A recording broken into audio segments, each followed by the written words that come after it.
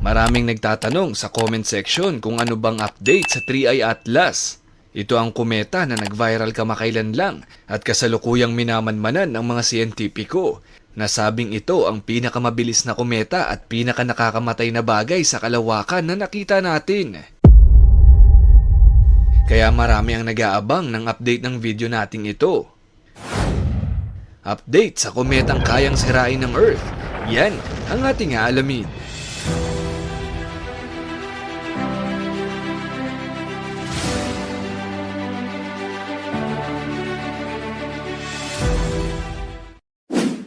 Hindi ito pelikula, ito ay simulation ng Earth kapag tinamaan ng isang kometa. Balik tanaw muna tayo sa Oumuamua, sikat na kometa na hugis sigar. Ito ang kauna-unahang bagay na nakita nating pumasok sa ating solar system mula sa interstellar space. Marami ang namangha sa Oumuamua dahil sa kakaibang hugis nito. May mga nabahala noon dahil nagkaroon ng maliit na tsansang tumama ito sa Earth. Mabuti na lang, hindi natuloy. Pero sa kabilang banda, kamakailan lang ay muling nabahala ang mga siyentipiko. Doble ng kaba nila nung una nilang nakita ang 3i Atlas. Isang kometa na napakabilis at kasalukuyang papalapit sa Earth. Ayon sa mga siyentipiko, ay kaya ng 3i Atlas magdulot ng impact na 4 hanggang 5 beses na mas malakas kaysa sa asteroid na tumapos sa mga dinosaur.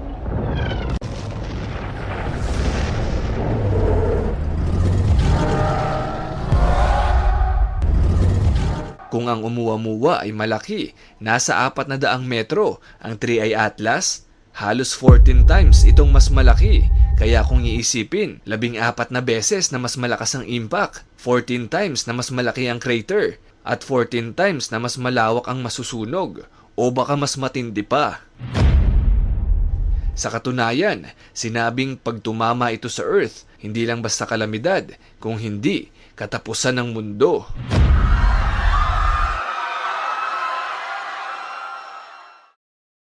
Ito ang pinakadelikadong bato na nagtatago lang pala sa kalawakan.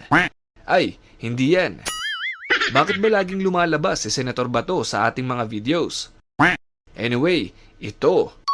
Ganitong bato, ang 3i Atlas na tinaguri ang pinakadelikadong bato, ang nakita ng mga siyentipiko sa kalawakan.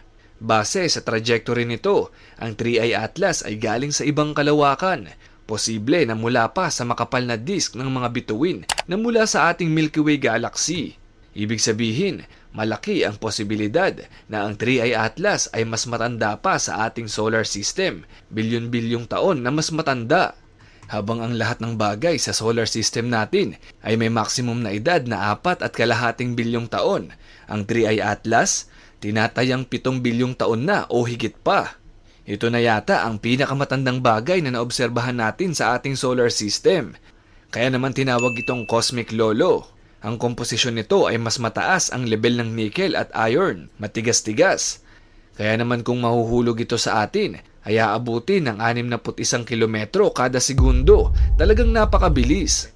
Pangalawang planet buster ang 3i Atlas pag nagkataon. Pangalawang bagay sa kalawakan na posibleng tumapo sa Earth. Ang unang planet buster ay ang Chicxulub.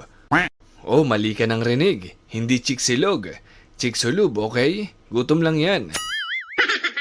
Kung matagal ka nang nakafollow sa ating channel, ay napag-usapan na natin ang asteroid na ito. Ang iconic na bagay na ito ay tumama sa Earth 66 million years ago. Winasak nito ang planeta at binago ang kasaysayan ng buhay sa Earth. Kaya spoiler alert, kung tatamaan tayo ng 3i Atlas, ay alam nyo na ang mangyayari. Ang 3i Atlas ay isang malaking kometa, pero kalahati lang siya ng sukat ng Chicxulub. Ang Chicxulub naman ay mostly carbonaceous asteroid, gawa sa bato, mineral, metal at carbon compounds. Samantalang ang 3i Atlas naman ay mas lamang ang carbon dioxide ices at metal. Pero ang delikado sa 3i Atlas ay ang bilis nito.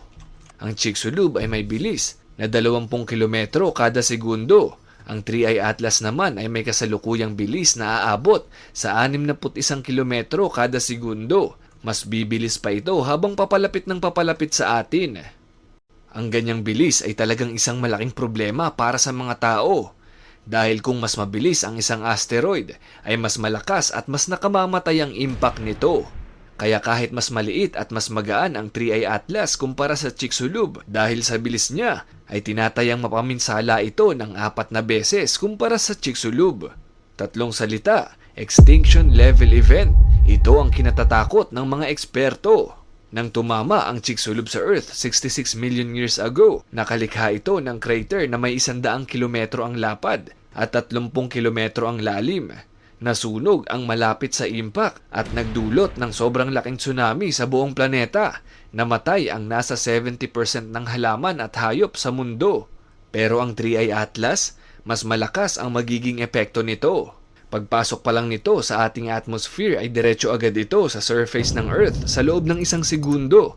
Yes, 1 segundo lang. Ganun kabilis. Ang sobrang init na maidudulot nito ay susunog sa lahat ng malapit sa impact. Kung tatama ito malapit sa lupa tulad ng Chicxulub, gagawa ito ng hangin na may kategoryang super typhoon na may bilis na 1,000 kilometro kada segundo. At susunugin niya ang bawat puno sa kontinente. Pagkatapos, tsunami naman ang susunod na mamiminsala. Makakalikha ito ng matataas na alon na aabot sa 100 kilometro na raragasa sa lupa. Tsunami na kayang umabot sa 30 palapag na building. Pagkatapos niyan, magkakaroon ng worldwide earthquakes na lalampas sa Richter scale. Sasabog ang mga bulkan at mas marami pang sunod-sunod na tsunami ang darating. Pero, ang tunay na planet killer ay ang pangmatagalang epekto ng impact kapag ang isang asteroid o kometa na ganun kalaki ay nagbunga ng ganung karaming magma, water vapor, putik, at dumi sa atmosphere ay haharangan nito ang sikat ng araw. Magdidilim ang kalangitan sa loob ng ilang taon o dekada pa. Lalamig ng sobra, parang nuclear winter. Titigil ang photosynthesis, mamamatay ang mga halaman, at ang lahat ng kumakain ng halaman ay mawawala rin. Magkakaroon ng acid rain, dadagdag yan sa pagbagsak ng food chain.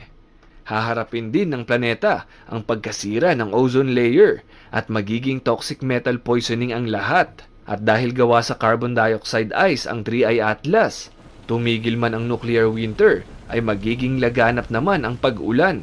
At pagkatapos ng matagal na panahon, kapag malinaw na ang kalangitan, ang natitirang carbon dioxide ay magsisimulang matrap ng init at itutulak ng klima sa kabilang direksyon. Lahat ng yan ay posibleng mangyari sa oras na tumama sa atin ang 3i Atlas. Pero nasaan ba ito ngayon? Kasalukuyan itong nasa constellation ng Virgo at papalapit sa atin. Halos 300 milyong kilometro mula sa Earth. Noon ay may maliit na tsansa lang itong sumalpok sa Earth, pero ngayon, ayon sa bagong pag-aaral, lihis na ang trajectory nito sa orbit ng Earth. Yes, makakahinga na tayo ng maluwag dahil hindi ito tatama sa atin. Tuloy ang buhay kahit hirap ka na. Ilaban mo na yan. Kahit nakatira ka sa bansang laging may baha pero madalas walang tubig sa gripo. Kung umabot ka sa parting ito, siguro deserve ng videong ito ang isang like at subscribe. Magkita-kita ulit tayo sa next video. Muli, ako si Mr. Pantas at sa channel na ito, libre ang matuto.